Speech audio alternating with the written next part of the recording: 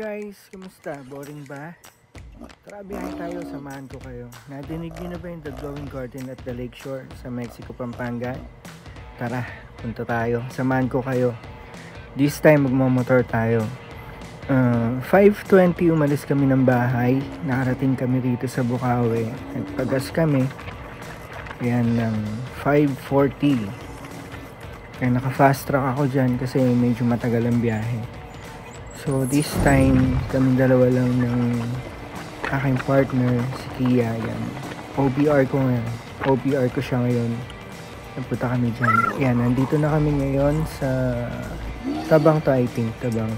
Then huminto kami dyan sa gilid. May tinignan akong mga alam ko tindahan to ng mga helmet, something ganyan. Tapos sinek ko lang tong SJ cam, yung camera natin. Then after, takbo na naman ako. Then nandito na kami sa Malolos. Sa taas kami niyan. Medyo nagmamadali ako niya, napaka-traffic, grabe.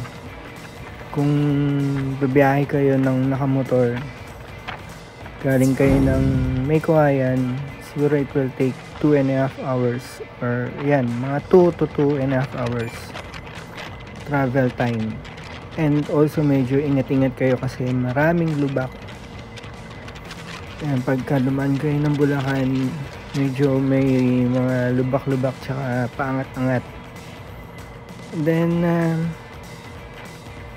I think nasa Pampanga na kami nito. Pampanga na siya dyan. Yan. Then ito nasa Santa Ana na yan. Lagpas na yata kami ng San Simon. So nag-exit kami kumanan kami ng San Simon, tapos pa Santa Ana yan. So noong una, yan ang unang alam ko kasi sinundan ko lang sa Waze. Pero dyan kasi medyo madilim dyan. So meron pa isang way sa Mexico. And then yan, nakarating na kami dyan sa malapit na dyan sa Mexico, sa Lakeshore. Okay, another stopover. Papakita nyo lang yung license ko dun sa may guard natin, sa gate nila. Take note nga pala dun sa mga naka 4 wheels, pwede kayong mag NLEX. Exit lang kayo ng Mexico exit, Mexico Pampanga. So parang ang travel time nun from Balintawak 30 to 1 hour. Depende kung anong tuling nyo sa pagmamaneho. 30 to 1 hour travel time. Then pag exit nyo, malapit na yung Lakeshore. Yan, excited na ako dyan makapunta sa The Glowing Garden ng Lakeshore. Kasi first time yung The Glowing Garden na pupuntahan. Although nakapag-event na kami dyan sa may event center nila dyan way back 2018 yata. Ayan, nasa Lakeshore na kami. Welcome to Lakeshore.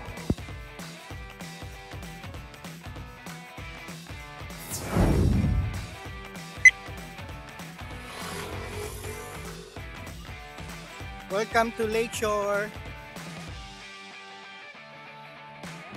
Ayan, bangag. Welcome to my vlog.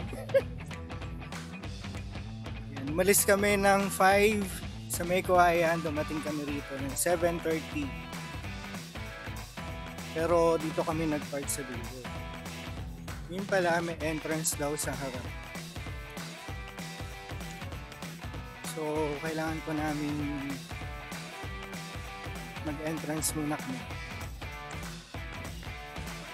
Yung mga kasama ko, mga naka 4 wheels. Kaming dalawa lang nakamotor. Yun naman sa get up. Ayan, we are now paying our entrance. Ang entrance fee is only 50 pesos. 3 times, diba? Sulit na sulit, 50 pesos. Tapos, ang lawak ng iikutan nyo. Yan yung mga tropa. Mga tropang San Jose. Mga tropang Bangag. And thank you nga pala kay Densyo. Ayan, sa pagbayad sa amin sa entrance. At babayaran ko rin yan eh. Charot. Well, anyway, thank you so much. Yan yung entrance niya. So, sa entrance pala may makikita ka na dyan. So, salubungin ka na dyan. Yan sa loob niya, maraming cosplayer. So, abot-abot na lang dyan mga tip. Sumadala silang box para sa mga tip nila. And, ayan, yung isang, yan, cosplayer din yan.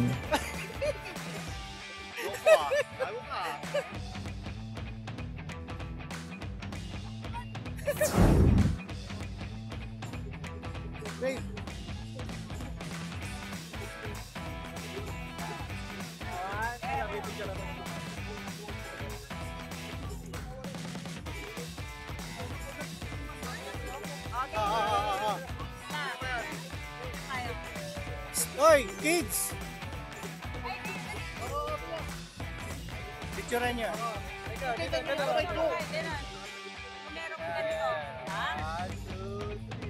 Picture mo na.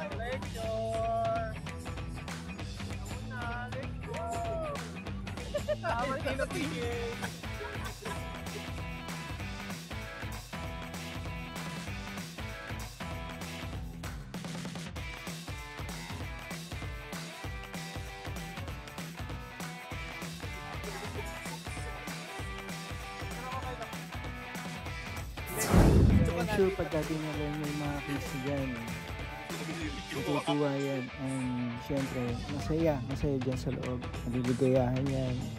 And ang lawak ng tatakbuhan nila, sobrang saya. Syempre, bago kami mag-start, pili muna kami, kakain muna kami kasi gutom na rin yung mga kids.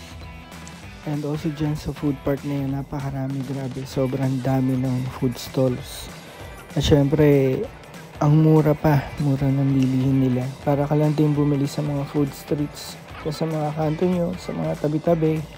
Pero masarap din, sarap siya. Maraming pagpipilian. Merong milk tea, merong cafe, merong pizza, shawarma, bagnet, sisig. Ayan, sa dami niyan, hindi ko na alam kung ano yung pipiliin ko dyan. So, nilibot muna namin para makita namin siya.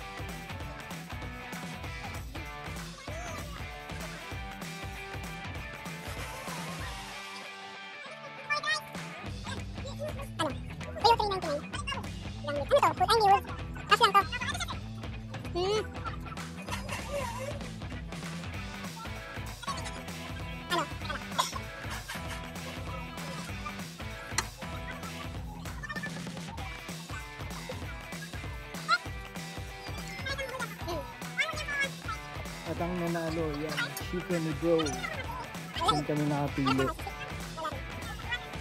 Sa daming pagpipilian, dyan kami pumunsa. Well, anyway, kasi chicken tsaka liempo. Ang kinuha ko dyan, chicken and liempo. Biruin mo, chicken yan, 340 lang. One whole chicken is 340 and liempo is 320 yata. Yan, tapos na siya. So, yung model natin, o, di ba? Wow. Ganda na model.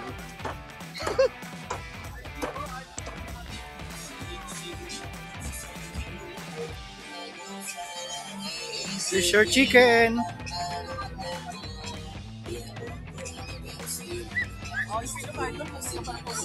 Ha? Bawal ito. Hindi na, walang ano, kanin. Binagoongan. So, isang binagoongan lang and rice and water.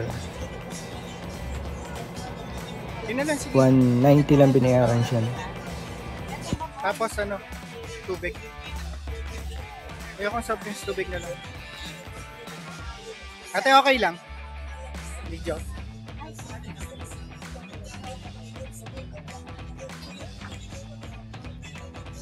Ayan, JJ Street ang bagyo.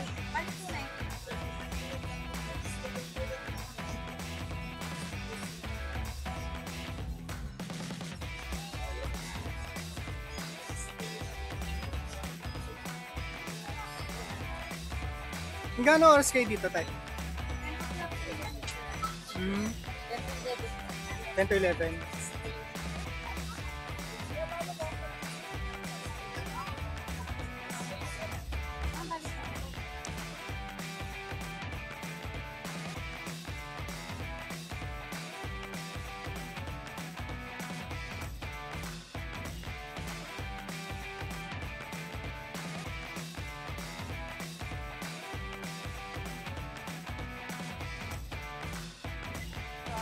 Oh. Hindi naman eh. Sana, sana. Sana. Huwag pumalit sa kanya. Ay, kumakain na ito. Kaya. Hindi matatayang yan. Diet ka, di ba? Wala, di ako diet.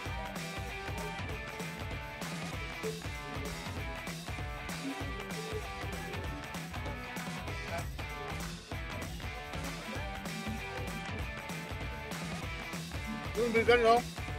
May isa. Log ng pugo. Nag-vlog pa, ito. Ha? Nag-vlog pa. Damay-damay na tayo.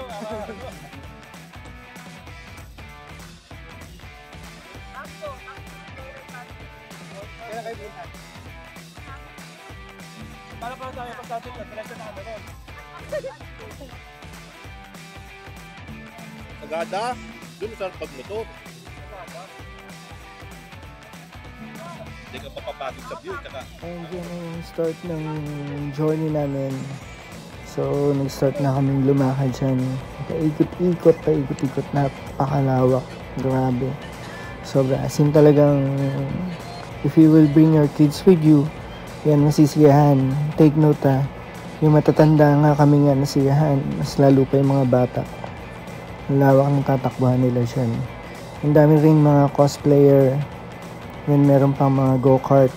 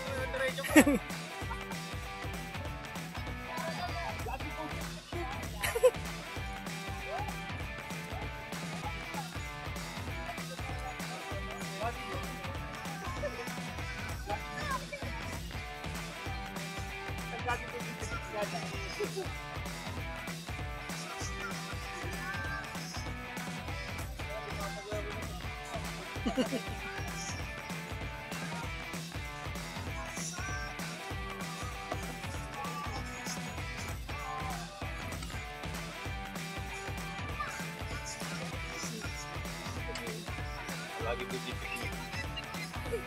Tingnan mo lagi po picnic. Ganyan ang pag-lagi po picnic. Buisit ka. Tama, pati. Paano? Oh, paano? Ganyan pag gagibudin. Sino ba yan? Oo.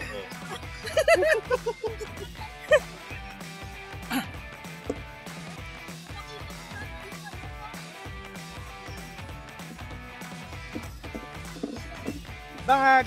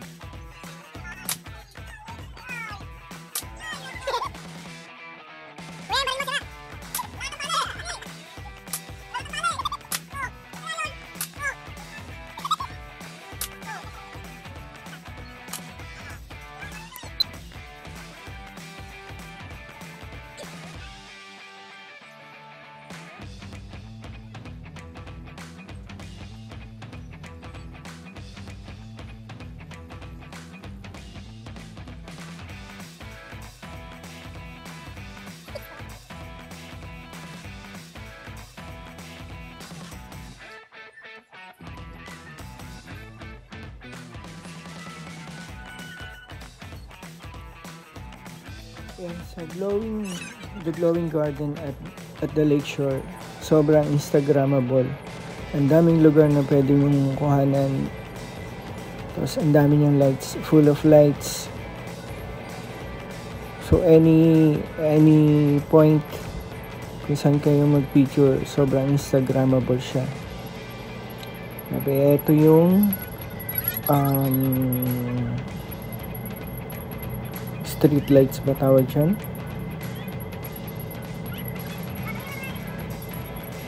Or rather, the tunnel of lights. Yan, the tunnel of lights. Tapos yan, yung lake niya, pwede kang mamangka dyan. Pero pag sa gabi ata, I think hindi pwede. Sa umaga pa pwede siya.